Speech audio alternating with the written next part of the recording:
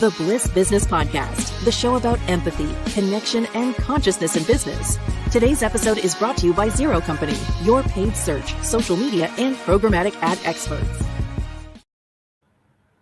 Welcome back to the show, everyone. I'm Steven Cash here again with my co-host Tulio Saragusa, and we have a special guest who we'll introduce in a moment. So franchise growth is, it's often measured by numbers and new locations, new markets, revenue, brand recognition, you name it. But the strongest franchise systems are also built on something a little more human. And we've talked about this before: empathy, connection, trust, and community. And so we're looking through that lens today while diving into the automotive industry again. And check out our podcast, I think it was 2 weeks ago, with R&R Tire Express franchise. That was excellent. And so we know we're going to have another excellent one today. So we're looking at auto detailing franchise today and going under the hood. Yes, I went there of what it takes to build a franchise with a great customer experience and how empathy can help leaders build stronger and more connected businesses. And we've had some excellent guests on this show in this industry, and we've got another one today. Tulio, introduce our guest today. Yes, our guest today is Larisa Walega. She's the Chief Growth Officer of Ziebart International Corporation. And Larisa helps drive growth for one of the world's leading automotive appearance and protection franchise brands, with a focus on creating a more seamless customer experience across every touch point. Ziebart provides services that help clean, protect, preserve, and extend the life of vehicles through a global network of franchise locations and service centers. A certified franchise executive, Larisa is passionate about empowering franchise owners, building strong brand cultures, and helping businesses grow with purpose. She's the former chair of the IFA Women's Franchise Committee and has been recognized as a leading voice in franchising and marketing.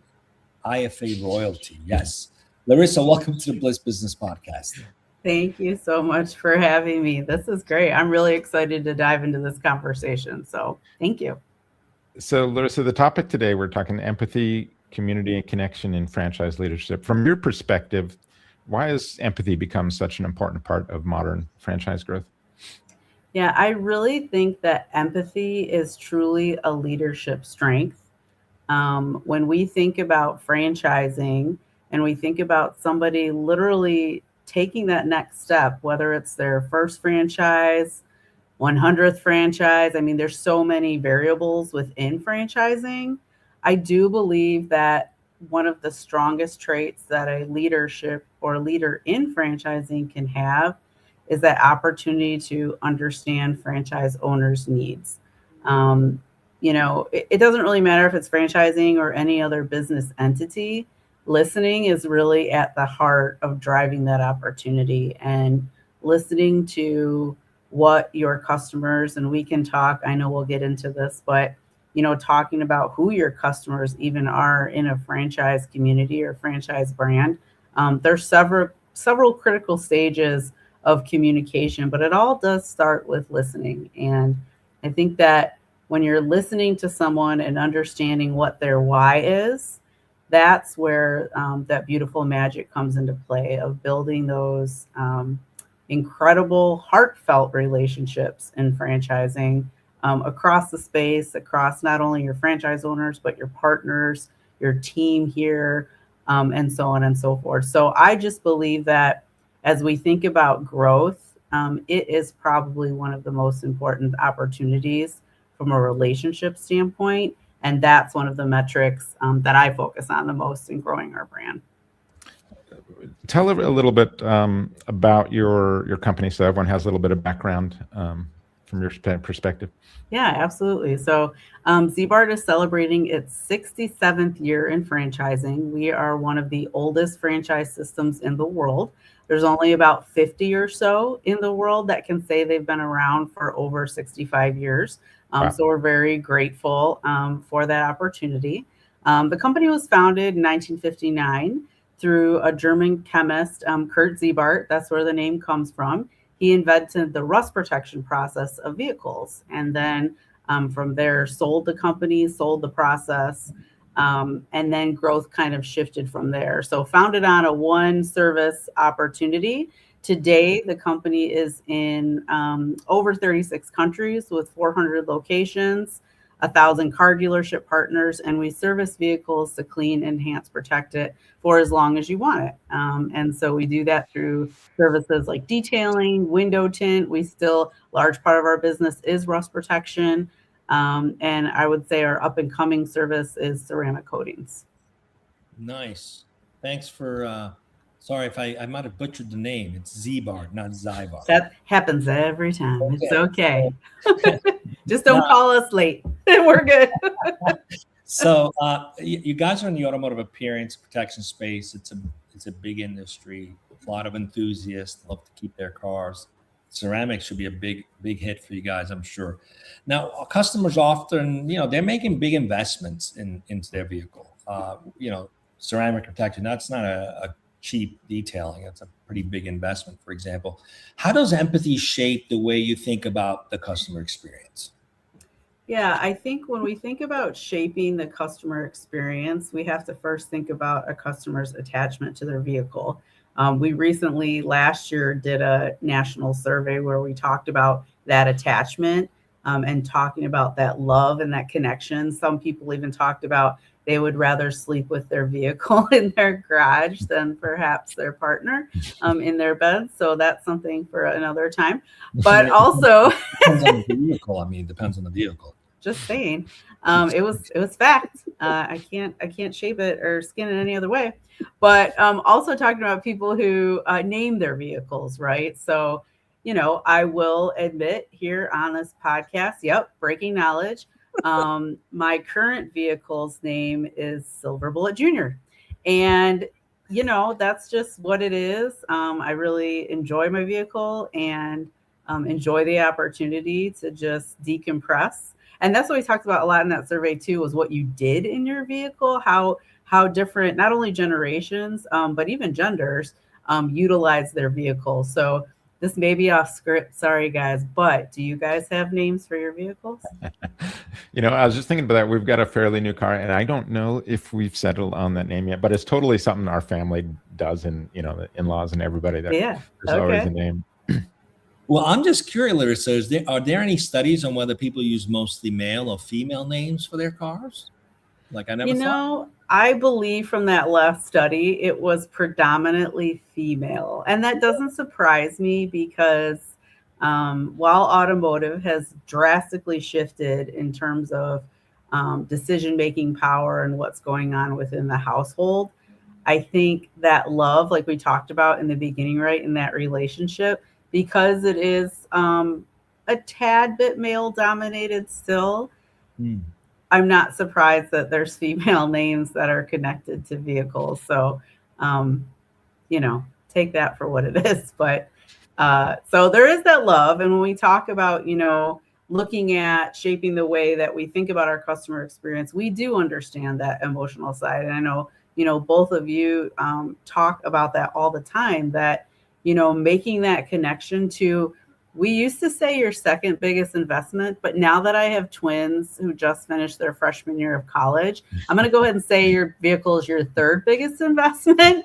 But, it's a large investment for any household. And so we want to make sure that we're there to help customers clean, enhance, and protect that vehicle. And also connect with franchise owners or potential franchise owners who are really invested in giving back to their community while also loving the automotive space. From the franchise model, why is customer experience so important? Yeah, I think when you think about differentiating yourself, especially today, customer experience is at the center of that. When you look at the franchise owner as being the leader of their community, of, being could be your best friend or your kids, best friend's parent or whatnot, they're a community leader too. And so creating that customer experience that makes that emotional connection is what I believe retains customers and creates that lifelong relationship or that lifelong, customer for you. So when we think about customer experience, for me too, it is one of the easiest and quite honestly, less expensive investments in differentiating yourself as a franchise. And I think that goes even beyond franchising at this point too. Creating that opportunity, creating that special moment. Those moments are remembered far from, sometimes the advertising that we put out. We know it takes multiple touch points to do that from an advertising standpoint in an integrated way. But that emotional connection that you create in a customer experience where you're listening to someone, you're getting to know them, and then you're remembering that relationship and what they loved about the experience. To me, that is, as the kids are calling it, the chef's kiss, right? Yeah, you're speaking our language. I mean, that's just like we can do. Advertising is expensive, right? You're spending a lot of money on there, and if that customer experience is like, coming away with negative emotions and things like that, you're really not being as profitable as you can be there. So it's in your best interest to focus, on that and take an empathetic approach to your customer. Really kind of focus at what they're feeling, going through this whole process. Get to know them, right? Yeah. Let's get to know them. No, gone are the days of, walking into, I will not name brands on here, but walking into perhaps a furniture store and thinking you went in there because you're ready to outfit your, family room or whatever with a new opportunity or, new design or whatever, saying, I want that and have a nice day. It is truly about understanding people's why. What is your consumers or your potential consumers' why? All day we talk about in our locations, we walk every vehicle with every customer, and there's a reason why, because I, utilizing my vehicle, both my kids are in college now, so it's not the soccer mom traverse is out. But when the soccer mom traverse was there, the French fries were aplenty between the seats. Half the soccer field was in the vehicle. So my need was different, where you could think about somebody else coming in, maybe a heavy sales, background, someone who's utilizing their real estate, right? In and out of your vehicle, you might be taking your, that opportunity to a home, whatever the case may be. You can't develop a relationship. You can't share the value of the services that you provide if you don't know who that person is. So taking the time to do that, I think, is a critical part of that customer experience. Absolutely. Otherwise, it's just transactional, right? I mean, you Right. can do transaction everywhere. And I think a lot of businesses fail to understand it's not just filling the transaction. Definitely not. I'd be curious, as a chief growth officer, obviously you guys are very focused. We talked about the focus of empathy, the impact that's having on the business, the journey, the impact that's having on customers, as well as the franchise themselves. How does that shape the way you market yourselves?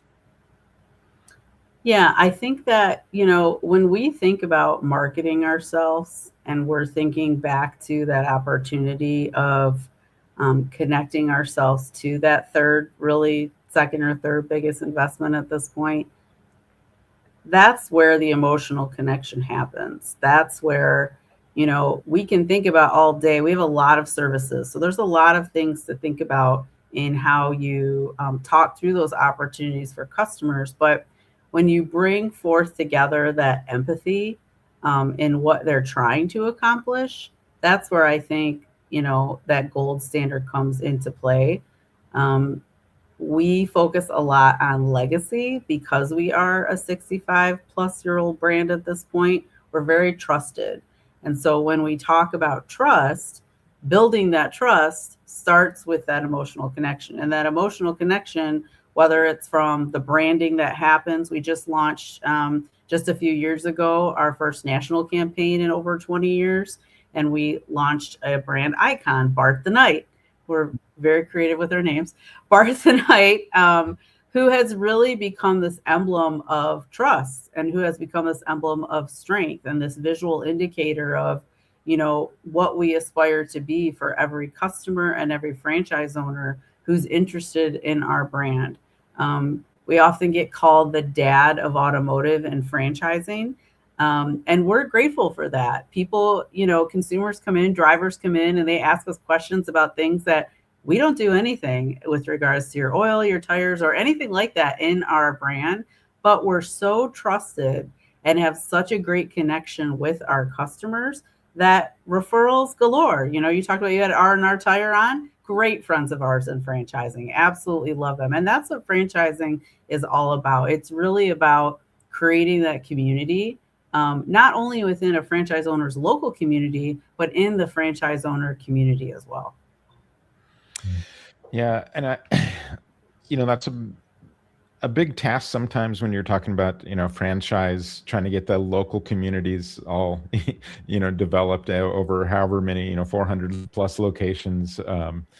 It's no small task, but we talked about this a little bit before the show. That's why we kind of have this Bliss approach.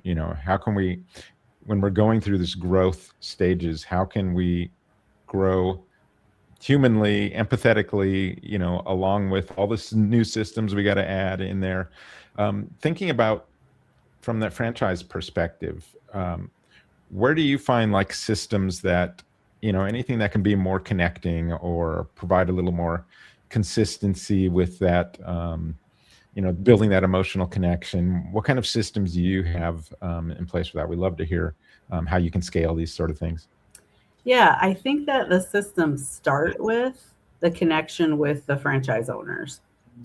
If you don't have the system in place to treat them and build that relationship as a partnership, everything else is not going to move forward.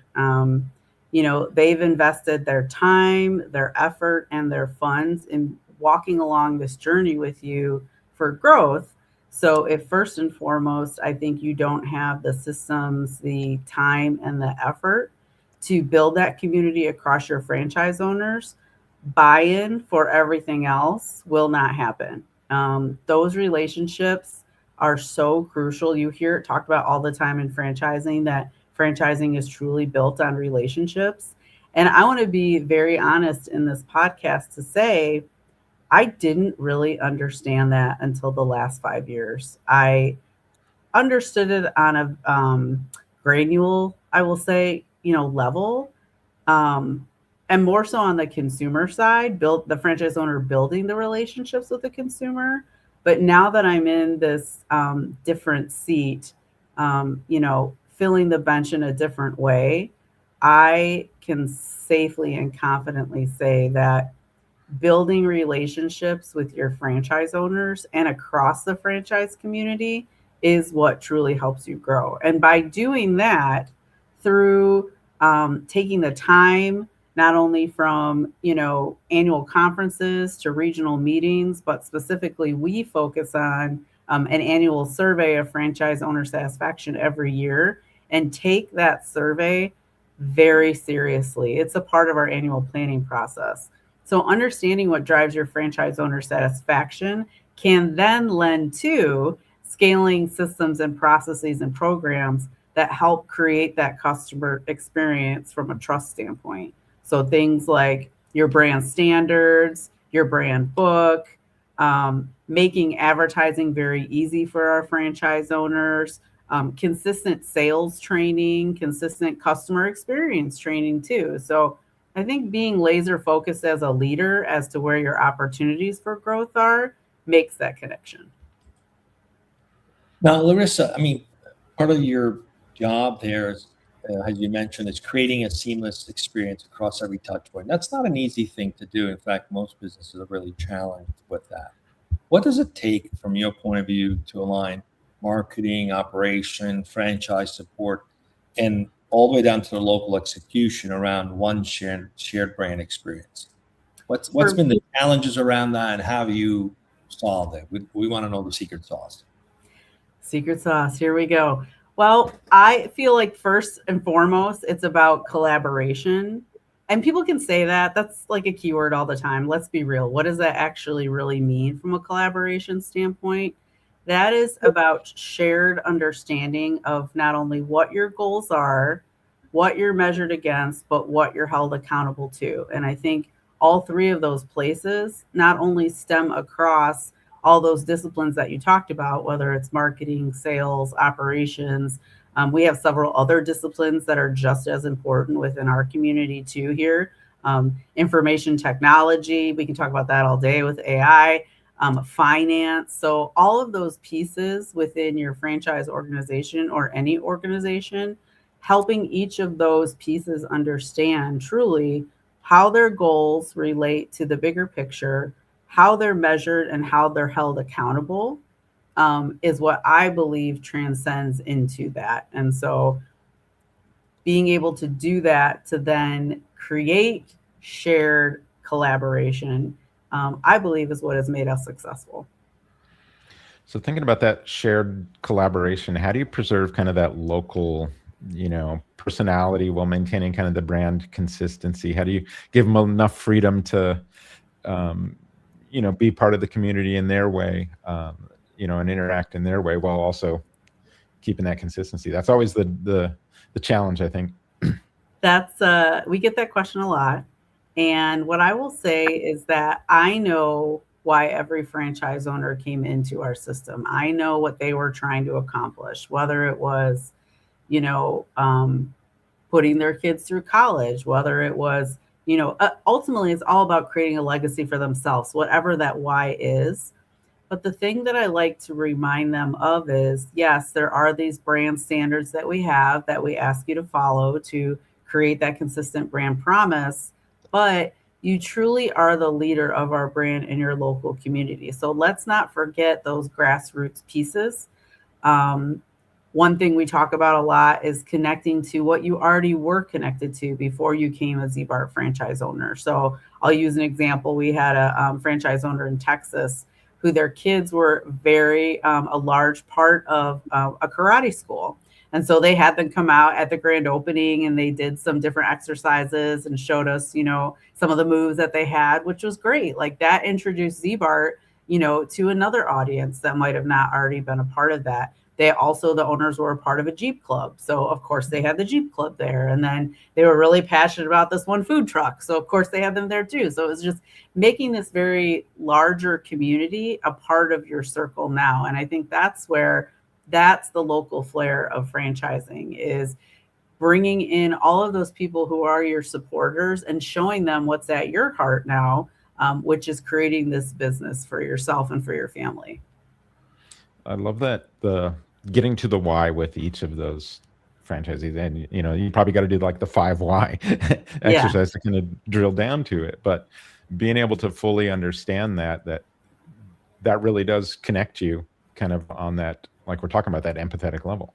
Yeah, I agree. I think we have an audience question here. Let's see, let's bring it up. So what is one green flag you look for during the franchise discovery process that tells you a candidate will protect your brand's culture? Green flag, okay, as opposed to red. That's nice. I like it. Everyone always goes for like, what's the red one? What's the ant? Like the buzzer, you're out. But green flag. So for me, it's really about how you treat people, right? And that is what connects to our culture. So when I think about, especially when there's partnerships coming in, so whether it's a father-son, whether it's two partners who have known each other or even not, I take a look at how they treat each other, because I do believe that that's going to be symbolic of how they treat their customers. And not only how they treat their customers, but how they treat the support staff here, as well as, and very key, other franchise owners within the system. You are coming into a franchise to continue to build and grow a community. And if you're not willing to do that through respect of your partner in whatever that partnership is, I'm not confident that you'd be able to check those other boxes that I said. So it really is about how you interact, how you treat, how you respect each other. You can always have differing opinions, right? And you should, to be a strong partnership. But ultimately, it comes down to respect. And if we see glimmers or concerns, not only, and we actually have a meet the team day where that's really your last step before being awarded a Ziebart franchise. But as we're going through this whole discovery process, we're kind of taking a look at that. How are you interacting, and then how are you able to follow a process? Larisa, that really speaks to one of the things we often discuss, which is the role of purpose. Community culture that's very tied to being purposeful as a business. And I know you're passionate about franchise ownership and building strong brand cultures, as you've mentioned. Do you think being purposeful as a franchise system can create a true sense of community amongst owners, teams, and customers? And is there something in particular that you guys have gotten behind? Yeah, I do believe that purpose is the connector within franchising. Specifically, our brand is very focused on supporting our veteran community. We have it's probably more like 15 to 20% now of our owners are veterans, and we're very grateful for their service. But that support of veterans transcends down and up, not only here at our world headquarters in Troy, Michigan. About 15% of our staff also served as well too. But because of that, we see an influx of support overall within the veteran community. And so when you think about going back to, like we talked about earlier, right, those circles of community that a franchise owner creates or what's important to them on a more national scale, we have felt the love from veterans within our brand and for our brand. And so as we were looking to really share the resources that we have within the veteran community, we connected with Mission 22, which is a veteran franchise organization focused on ending veteran suicide. And so we support them. We consistently bring them along in everything that we do. We currently have something out there right now, an apparel line that we've had for 3 or 4 years that celebrates our roots in Detroit, with all the proceeds going to Mission 22. So we're very focused on that opportunity. We know what we have, and we're beyond grateful for that we want to be able to share that, and especially with that community who has just given so much to all of us. I love that. We've got another audience question. Let's pull that up here. So from LinkedIn user, what is the most memorable story you've seen of a local Ziebart team going completely above and beyond to show real care to a customer? Great question. Okay. We only have 2 questions from the audience here. Yeah, that's a really good one. Well, I will say, tying back to the comment I made about Ziebart being the dad of their community. So we had a woman come into our Utica location, Utica, Michigan, and she had a flat tire.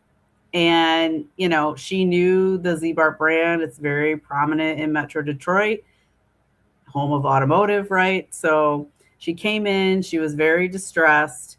And at the time, we had a gentleman there who had been our manager at that location for several years. He actually ended up moving to corporate eventually to kind of share this knowledge and what's on his heart. But he felt bad. He's like, we don't have tires in the back. We don't have any of that. And really just made sure that she was taken care of, got to where she needed, drove her over to the tire shop. So I just go back to those opportunities of we lead with empathy, we lead with heart, and we lead in that servant leadership mentality. We are there to give, and thinking through and listening and just being there for our community. We're not everybody, is going to always want to clean their car. Not everyone's going to want to put window tint on their vehicle, but we are in this world to serve. And we believe that our franchise owners and the best franchise owners that come into our system understand that mentality too. So you served as chair of the International Franchise Association's Women's Franchise Committee, which is dedicated to supporting women in franchising through networking, resources, career growth opportunities. How has that work shaped your perspective on leadership and mentorship and building connection across the franchise industry? Yeah, that was, I served as the chair for 2 years, vice chair for 2 before that, and then I served the committee for 8 years. So recently rolled off of that. Now I'm serving on the board of directors of the International Franchise Association. those 8 years were just absolutely incredible. That showed me this opportunity truly of women supporting women, and taking a step back and talking about mentorship, talking about sponsorship, really creating access and opportunity for women. That committee was founded in the early 90s, so it's been around for 30 years. There's been quite a bit of growth for women across franchising. Still a lot of great opportunity for continued growth, but it really put into perspective for me that when you support a group, no matter if it's women or any other type of group that's out there, and you lock arms together, you truly can make a difference, and you can create confidence among that group to achieve the goals that they want to set for themselves. So I also believe that women are naturally service driven. And so when we think about their skills and where they complement a leadership team, I'm excited to continue to support that group from afar to really help them channel and share how those skills can complement leadership. Nice.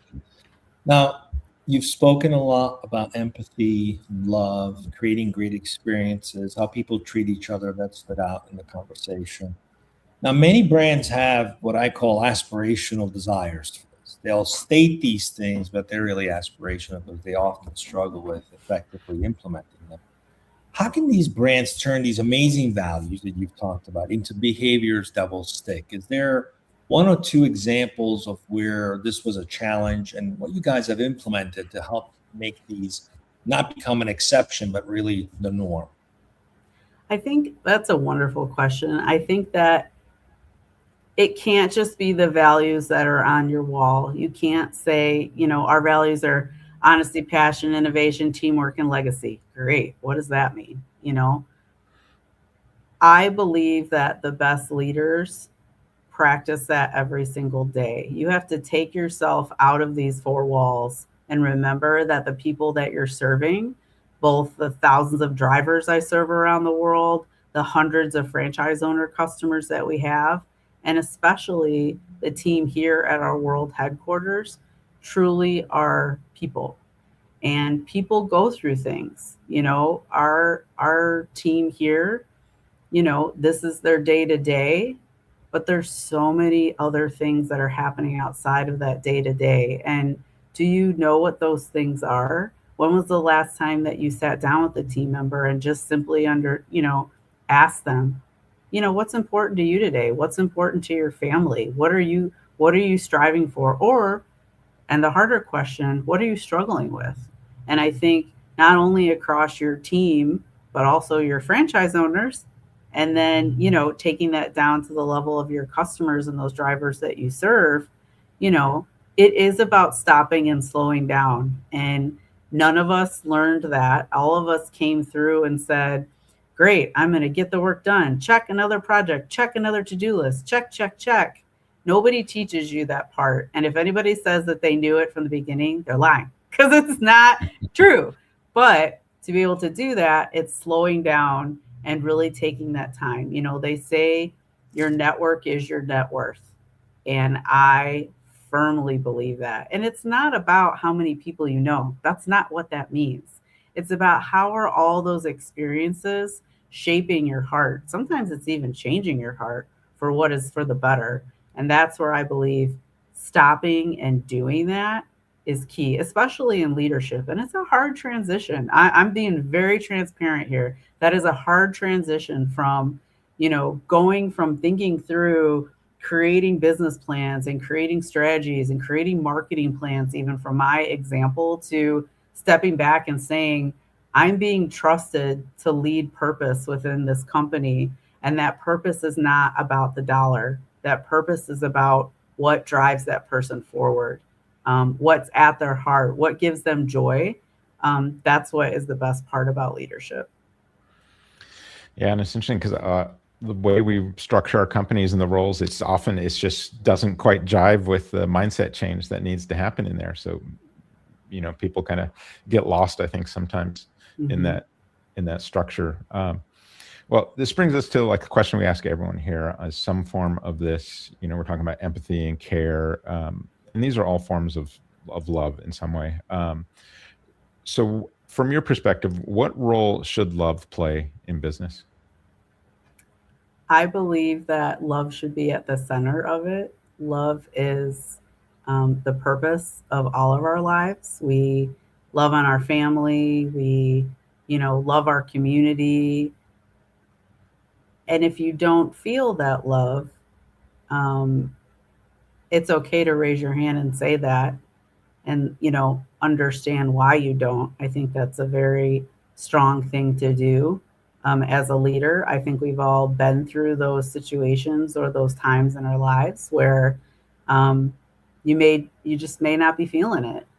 And if you are trusted in that seat as a leader, or you're a franchise owner, right? Same thing too, that, you want that drive, but something's holding you back.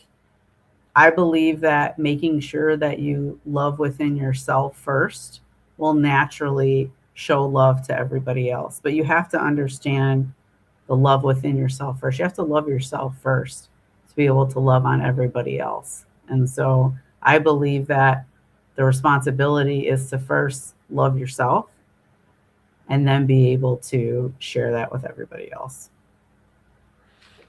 It's definitely so true. I mean, we always talk about kind of self-awareness and stuff for leaders. And, you have these blind spots sometimes that you probably need to work through, in order to be able to kind of show exactly what you're talking about. Now, Larisa, for franchise leaders who want to build stronger community and connection, as you've mentioned, if they were to remember only one thing from today's conversation, what practical mindset shift should they make? Should they embrace? I would say that it is definitely lead with listening. We talk about that as a leadership team here all the time. You may have the answer already to perhaps a problem that they're facing, but in franchising, one of the key tenets is coaching. It isn't about just giving people the answers, because you want your franchise owners to be those leaders of their community, to be their leaders of the small business or larger business that they've really created. So I feel like leading with listening is key to be able to do that. Think about your long history, with Ziebart, your company continues to grow. What do you hope the next chapter kind of represents? I want to continue to really lead purpose-driven growth. And I do believe that that's continuing to create a stronger franchise owner community. It's a very exciting shift for our brand right now, because being around for 67 years, I have some franchise owners that have been with us for over 40. So as you're looking at that opportunity, we're starting to slowly see a shift that those first generation franchise owners are ready to move on, right? And so there's this incredible opportunity for us to, one, thank them and celebrate them for all the service that they've given, but two, continue to welcome a new community of franchise owners. And those franchise owners that are coming in are a little bit different than past franchise owners that we've had. They're very financially savvy. They understand what they want and what they don't. They're asking a ton of questions, which is great, but they're very purpose-driven themselves. They want to align with a brand or a company that shares the same values that they do. So I do believe that it's going to be very easy to achieve that purpose-driven opportunity with the right franchise owners. And we're really excited about that. Yeah, it's the right move at this time, because you're getting a lot more purpose-driven consciousness out there, I think. Yes. And so that's what they're looking for sure.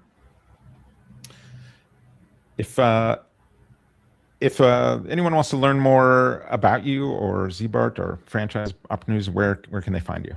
All the things. Ziebart.com. You can learn about our franchise opportunity or the services that we provide to Clean Enhance, or protect your vehicle, your second to sometimes third biggest investment.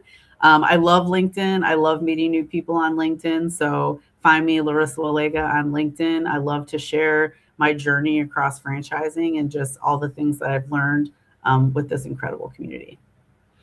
Well, Larisa, thank you for joining us today. Great conversation. To our listeners, thank you again. Great questions as always. I think there's a lot of lessons to be learned, no matter what industry you're in. We can focus on the automotive lens today, but all these concepts apply to any type of business, any type of franchise. And I love that we have all these different examples of different verticals, different industries, talking about some of these same concepts over and over again.